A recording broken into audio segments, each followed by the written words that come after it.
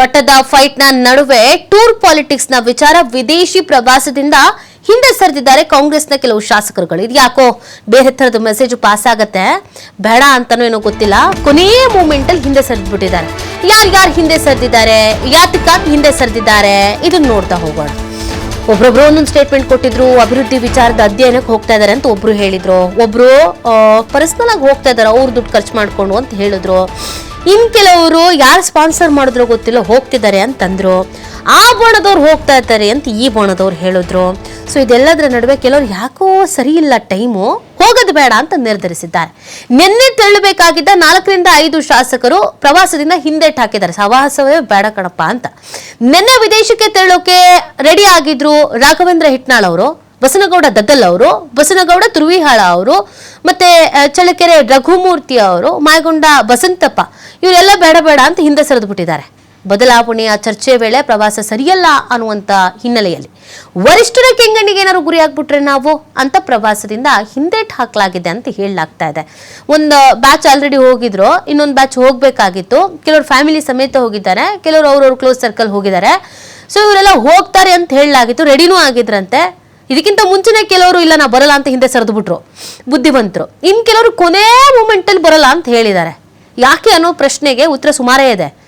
High command ನಾಯಕರ ಕೆಂಗಣ್ಣಿಗೆ ಗುರಿ ಆಗ್ಬಿಟ್ರೆ, ಇವತ್ತೆಲ್ಲ ನಾಳೆ ಏನಾದ್ರೂ ಸಮಸ್ಯೆಗಳಾಗ್ಬಿಟ್ರೆ, ಅಥವಾ ಯಾವುದೋ ಒಂದು ಟೀಮ್ ಅಂತ ನಾವು ಅಧಿಕೃತವಾಗಿ ಗುರುತಿಸ್ಕೊಂಡ್ಬಿಟ್ರೆ, ಆ ಟೀಮ್ನವರು ಈ ಟೀಮ್ನವರು, ಆ ಬಣದವರು ಈ ಬಣದವರು ಅಂತ ಯಾಕೆ ಸುಮ್ಮನೆ ನಮ್ಮಿಂದನೇ ಬೇರೆ ಬೇರೆ ಮೆಸೇಜ್ಗಳು ಪಾಸ್ ಆಗ್ಬೇಕು? ತಟಸ್ಥವಾಗಿರೋಣ, ಯಾರ ಕಡೆನೂ ಇಲ್ಲ ಅನ್ನೋ ರೀತಿಯಲ್ಲಿ ಇರೋಣ, ಈ ತರದೊಂದು ನಿರ್ಧಾರದಲ್ಲಿ ಇದ್ದಂಗೆ ಕಾಣಿಸ್ತಾ ಇದೆ. ಸೊ ಅದಕ್ಕೇನೆ ಕೊನೆಯ ಮೂಮೆಂಟ್ ನಲ್ಲಿ ರಿಸ್ಕೇ ತಗೊಳ್ಳೋದು ಬೇಡ, ಯಾರ ಕೈಲಲ್ಲೂ ತಗ್ಲಾಕೊಳ್ಳೋದು ಬೇಡ ಅನ್ನುವಂಥ ನಿರ್ಧಾರಕ್ಕೆ ಬಂದಿದ್ದಾರೇನೋ.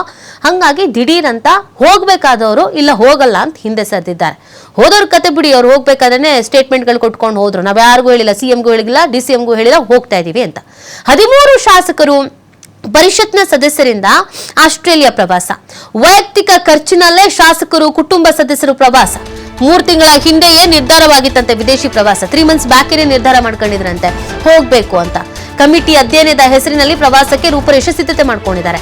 ಆದ್ರೆ ಪ್ರಸಕ್ತ ಸನ್ನಿವೇಶ ರಾಜಕೀಯ ಬೆಳವಣಿಗೆಗಳಿಂದ ಸ್ವಲ್ಪ ಗೊಂದಲ ಕ್ರಿಯೇಟ್ ಆಗ್ಬಿಟ್ಟಿದೆ. ಆಮೇಲೆ ಇದನ್ನ ಈಗ ಹೇಳ್ತಾ ಇದ್ದಾರೆ ನೋಡಿ, ಕೆಲವರು ನಿನ್ನೆ ಹೇಳ್ತಾ ಇದ್ರು ಯಾಕೆ ಗೊಂದಲ ಅಂತಂದ್ರೆ ಅಧ್ಯಯನಕ್ಕೆ ಅಂತ ಹೇಳ್ತಾ ಇದ್ದಾರೆ ಅಂತ.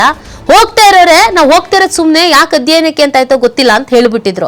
ಹಂಗಾಗಿ ಗೊಂದಲ ಇತ್ತು. ಇವ್ರು ಅಧ್ಯಯನಕ್ಕೆ ಹೋಗ್ತಿದ್ದಾರೋ, ಸುಮ್ನೆ ಮೋಜು ಮಸ್ತಿಗೆ ಹೋಗ್ತಾ ಇದ್ದಾರೋ, ಅಥವಾ ಏನಾದ್ರು ಸ್ಟ್ರಾಟಜಿಗಳನ್ನ ಮಾಡಕ್ ಹೋಗ್ತಿದ್ದಾರೋ, ಅಥವಾ ಯಾವ್ದಾದ್ರು ಮೆಸೇಜ್ ಪಾಸ್ ಮಾಡಕ್ ಹೋಗ್ತಾ ಇದ್ದಾರೋ ಅಂತ. ಬಟ್ ಈಗ ಸಿಕ್ತಿರುವಂತ ಮಾಹಿತಿ ಏನು ಅಂತಂದ್ರೆ 3 ಮಂತ್ಸ್ ಬ್ಯಾಕ್, 3 ತಿಂಗಳು ಹಿಂದೆನೆ ಇದು ಹೋಗ್ಬೇಕು ಅನ್ನೋ ಪ್ಲಾನ್ ಆಗಿತ್ತಂತೆ. ಆದ್ರೆ ರಾಜಕೀಯ ಸನ್ನಿವೇಶ ಈ ತರ ಆಗ್ಬಿಡತ್ತೆ, CM ಬದಲಾವಣೆ, ಆ ಬಣ ಈ ಬಣ ಅಂತ ಆಗತ್ತೆ ಅಂತ ಗೊತ್ತಿರ್ಲಿಲ್ವಂತೆ. ಹಂಗಾಗಿ ಮುಂಚಿತವಾಗಿ ಪ್ಲಾನ್ ಮಾಡ್ಲಾಗಿತ್ತು. ಅದಕ್ಕೆ ಕೆಲವರು ಹೋಗಿದ್ದಾರೆ ಅಂತ. ಈಗ ಪ್ರವಾಸಕ್ಕೆ ಹೋಗಿದಾರಲ್ಲ ಅಂತ ಬಿಟ್ಬಿಟ್ಟಿಲ್ವಂತೆ. DK ಬ್ರದರ್ಸ್ ಹದ್ದಿನ ಕಣ್ಣಿಟ್ಟಿದ್ದಾರಂತೆ.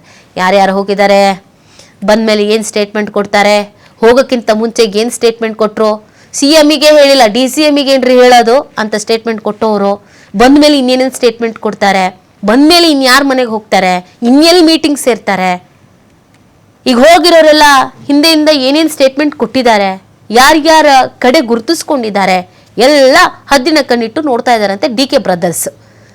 ಸೊ ಇದು ಸಾಕಷ್ಟು ರೀತಿಯಾದಂಥ ಚರ್ಚೆಗೆ ಕಾರಣವಾಗ್ತಿದೆ ನೋಡಿ. ಇಲ್ಲಿವರೆಗೂ CM DCM ಮತ್ತೆ CMನ ಕೆಲವು ಆಪ್ತರು ಮತ್ತು DK ಶಿವಕುಮಾರ್ ಅವರ ಕೆಲವು ಆಪ್ತರು ಮಾತ್ರ ಇದರಲ್ಲಿ ಇನ್ವಾಲ್ವ್ ಆಗಿದ್ರು. ಈಗ ಸುಮಾರು ಜನ ಆಗ್ಬಿಟ್ಟಿದ್ದಾರೆ ಈಗ ವಿದೇಶಕ್ಕೆ ಹೋಗಿದ್ರಿಂದ.